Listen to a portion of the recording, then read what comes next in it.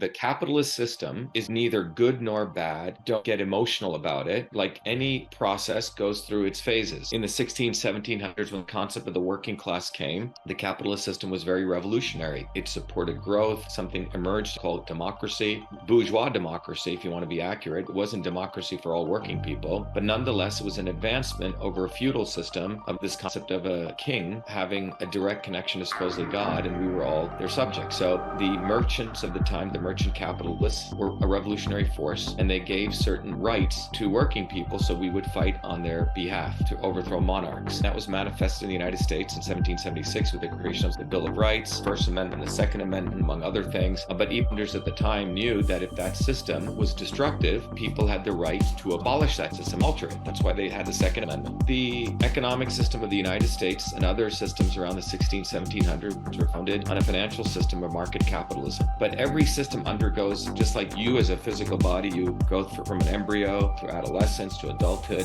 You go through this process, right? So think about it as a natural system. Because the foundations of capitalism are to maximize power, profit, and control, it ultimately leads to a form of capitalism known as imperialism, monopoly capitalism. That's where we've been over the last 100 years, and it accentuates itself faster and faster. This financial system now has become imperialist. It's gone to a form that's highly decadent, does not serve the majority of people. It serves a very finite set of people. What I've just summarized is the works of many people, from Adam Smith to Karl Marx to the works of the anarcho-syndicalists. There's a whole theory here, but the bottom line is that we don't have market capitalism. We don't have a revolutionary type of capitalism that helps everyone. It's become an imperialist form of capitalism, and it doesn't work anymore. But it's kept up and running because the large masses of people get manipulated every 2 to 4 years by the obvious establishment and the not so obvious establishment in a recurrent process to keep this system propped up. So the key thing to take away is just because something's bad doesn't mean it dies. Just because something oppressive